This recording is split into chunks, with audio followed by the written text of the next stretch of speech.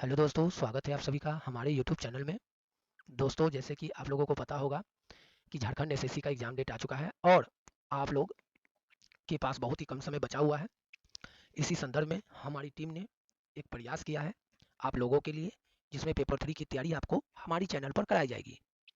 उसी संदर्भ में हम लोगों ने आज यह पहला वीडियो अपलोड किया है झारखंड एसएससी सीजीएल के लिए। कंप्यूटर का यह पहला वीडियो आप लोगों के लिए डाला गया है। तो आइए हम लोग शुरू करते हैं दोस्तों इस सेशन को। जो भी दोस्त अगर इस चैनल पर न्यू है तो वो हमारे चैनल को सब्सक्राइब कर लीजिए और हमारे टेलीग्राम चैनल को ज्वाइन कर लीजिए, जिससे वहाँ पर आपको इस क्लास की पीडीएफ प्रोवाइड करा दी जाती है। वहाँ से आप लोग डाउनलोड कर लीजिए और उसे एक बार सरसरी निगाहों से पढ़ लीजिए। तो आइए स्टार्ट करते हैं दोस्तों। क्वेश्चन नंबर 1 में बोला जा रहा है, जनरल पर्पस एप्लीकेशन और स्पेशल पर्पस एप्लीकेशन को एड्रेस करने के लिए विशेषतः डिजाइन किए गए प्रोग्रामों को डैश कहते हैं। तो यहाँ पे बोला गया है कि जनरल पर्पस एप्लीकेशन और स्पेशल पर्पस एप्लीकेशन को एड्रेस करने के लिए विशेषतः डिजाइन किए गए प्रोग्रामों को क्या कहते हैं। तो इसका उत्तर हो जाएगा एप्लीकेशन सॉफ्टवेयर कहा जाता है। पहला का आंसर सी होगा। क्वेश्चन नंबर 2 में आते हैं। क्वेश्चन नंबर 2 में बोला जा रहा है, माइक्रोसॉफ्ट यानी एमएस वर्ड में नया पृष्ठ आरंभ करने के लिए कौन सी की दबाई जानी चाहिए। तो आप लोगों को मालूम होगा, माइक्रोसॉफ्ट जब वर्ड हम लोग चलाते हैं उसमें हम लोग कंट्रोल प्लस इंटर दाबेंगे तो नया पेज आरंभ हो जाएगा। क्वेश्चन नंबर 3 में बोला जा रहा है दोस्तों, कीबोर्ड पर 0 से 9 लेवल वाली कीज को क्या कहते हैं। तो याद रखिएगा दोस्तों, कीबोर्ड पे जो 0 से 9 लेवल वाली क्रीज है उसको हम लोग कहेंगे न्यूमेरिकल क्रीज। ऑप्शन नंबर बी इसका राइट आंसर है। क्वेश्चन नंबर 4 में बोला जा रहा है दोस्तों, विश्व भर में बहुत सारे कंप्यूटरों को जोड़ने वाला नेटवर्क निम्नलिखित है। तो बहुत सारे जो विश्व भर में कंप्यूटर है उसको जोड़ने वाला जो नेटवर्क कहलाएगा उसको क्या कहेंगे, इंटरनेट। इसका उत्तर हो जाएगा बी। क्वेश्चन नंबर 5 में बोला जा रहा है, विंडो में बाय डिफॉल्ट फाइल जब डिलीट हो जाती है उन्हें किस में भेजा जाता है। तो याद रखिएगा, जब भी हम विंडो में कोई भी फाइल को जो बाय डिफॉल्ट है उसको डिलीट करते हैं तो वो रिसाइकिल बिन में चला जाता है। तो इसका उत्तर हो जाएगा recycle bin, option number B. Question number 6 में आते हैं दोस्तों, डिजिटल सिग्नेचर संदेश के लिए डैश नहीं दे पाते हैं।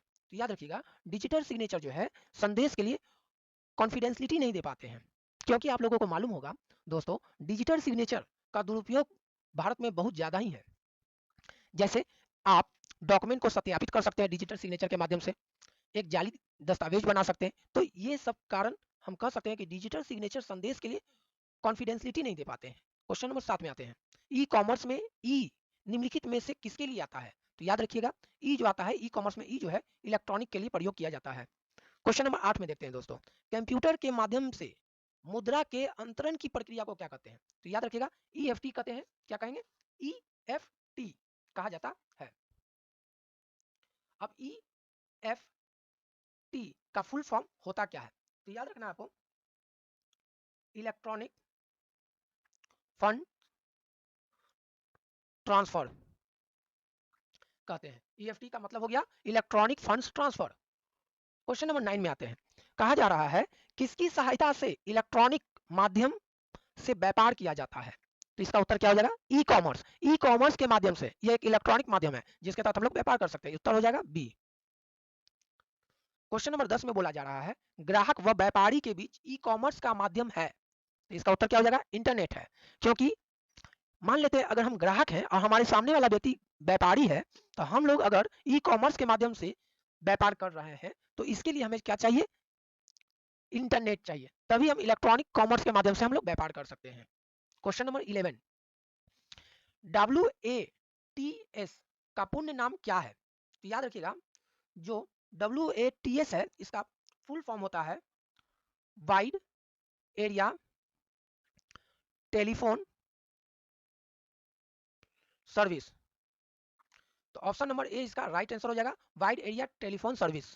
क्वेश्चन नंबर 12, आईसी का अर्थ है, क्या हो जाएगा आईसी का अर्थ, यानी full form of IC, integrated circuit. इसका सही उत्तर हो जाएगा यानी option number C. PAM, PAM का पूर्ण नाम क्या है। तो याद रखिएगा दोस्तों, पल्स एम्पलीट्यूड मॉड्यूलेशन, इसका सही उत्तर है। क्वेश्चन नंबर 14 में देखते हैं, फ्लॉप्स का पूर्ण नाम क्या है। तो याद रखिएगा दोस्तों, फ्लोटिंग पॉइंट ऑपरेशन पर सेकेंड, इसका राइट आंसर हो जाएगा फ्लोटिंग पॉइंट ऑपरेशन पर सेकेंड इसका राइट आंसर होगा option number A. Question number 15, MISD का पूर्ण नाम क्या होगा? तो इसका उत्तर हो जाएगा दोस्तों मल्टीपल इंस्ट्रक्शन सिंगल डेटा, है ना, या data. Multiple instruction single data, इसका राइट उत्तर हो जाएगा बी। क्वेश्चन नंबर 16, डैश एक इलेक्ट्रॉनिक डिवाइस है जो डाटा को इंफॉर्मेशन में कन्वर्ट करते हुए प्रोसेस करता है।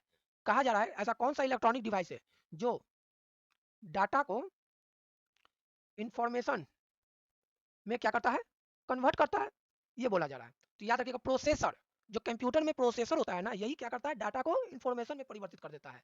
इसका उत्तर क्या हो जाएगा ए। क्वेश्चन नंबर 17 में क्या बोला जा रहा है, कंप्यूटर प्रोसेस द्वारा डैश को इंफॉर्मेशन में परिवर्तित किए जाते हैं। तो याद रखिएगा दोस्तों, हम अभी बताए हैं कि कंप्यूटर में एक प्रोसेसर होता है, प्रोसेस होता है या प्रोसेसर होता है, जिसके माध्यम से हम लोग क्या करते हैं, डाटा को कन्वर्ट करते हैं इंफॉर्मेशन में, है ना, ये बात बताए थे। एक बात दोस्तों, अगर आप लोग इस चैनल पर बिल्कुल नए हैं तो हमारे चैनल को ज्वाइन कर लीजिए। दूसरा, आप हमारे टेलीग्राम चैनल पर ज्वाइन कर लीजिए दोस्तों। इसकी पीडीएफ हमारे टेलीग्राम चैनल पर डाल दिया गया है। हमारे टेलीग्राम चैनल का लिंक इस वीडियो के डिस्क्रिप्शन बॉक्स में डाला हुआ है, आप जाइए उसको ज्वाइन कीजिए। क्वेश्चन नंबर 18 में हम लोग आते हैं दोस्तों। अब एटीएम क्या होते हैं? आप लोगों को मालूम होगा, यह बिना स्टाफ के नकदी देने वाला एक मशीन है, ठीक है, option number C. Question number 19, data processing का अर्थ क्या है? तो डाटा प्रोसेसिंग का अर्थ होता है कि जो डाटा है ना, इसको इकट्ठा कीजिए और इस डाटा का इकट्ठा करने के बाद इस डाटा का उपयोग की जा सकने वाली जानकारी में बदलिए, और यही बदलने की जो विधि होगी ना, यही होगी डाटा प्रोसेसिंग। तो इसका उत्तर क्या हो जाएगा, वाणिज्यिक उपयोग के लिए जानकारी तैयार करना, यानी ऑप्शन नंबर डी इसका राइट आंसर है। क्वेश्चन नंबर 20 इस सेशन का लास्ट क्वेश्चन है। पीयू का वह भाग जो अन्य सभी कंपोनेंट्स की गतिविधियों को कोऑर्डिनेट करता है, वह निम्नलिखित में कौन सा है? तो याद रखिएगा दोस्तों, कंप्यूटर का वह भाग जो अन्य सभी कंपोनेंट्स की गतिविधियों को कोऑर्डिनेट करता है, वह निम्नलिखित में से कौन है? तो कंट्रोल यूनिट इसका राइट आंसर हो जाएगा दोस्तों। तो दोस्तों, यह कंप्यूटर का पहला सेशन था, फर्स्ट क्लास था कंप्यूटर का। आप लोग बताइएगा क्वेश्चन का पैटर्न क्या सही है या नहीं, क्या हमें इस क्वेश्चन में और सुधार लाना है, तो आप हमें बताइए, जिससे हम कंप्यूटर के क्वेश्चन को और अच्छे बेहतर तरीके से आपके सामने लाएं। और एक स्टैंडर्ड क्वेश्चन होना चाहिए जो आपके झारखंड एसएससी सीजीएल के लिए उस पैटर्न का होना चाहिए, जिससे यह क्वेश्चन डायरेक्ट उस एग्जाम में लड़े। तो मैं यही सोच रहा हूं कि इस क्वेश्चन का जो लेवल है वो कैसा है, आप लोग बताएं कमेंट बॉक्स में, जिससे यह पता चलेगा कि क्या क्वेश्चन में और कुछ सुधार किया जा सकता है और अच्छे और स्टैंडर्ड क्वेश्चन डाले जाएं। तो ये सब आप हमें कमेंट बॉक्स में बताएं, जिससे हम कंप्यूटर के क्वेश्चन को और अच्छे और बेहतर तरीके से आपके सामने लाएंगे। और आप यह भी हमको बताइए, क्या एक स्पेशल क्लास आप लोगों को चाहिए प्रीवियस ईयर कंप्यूटर का?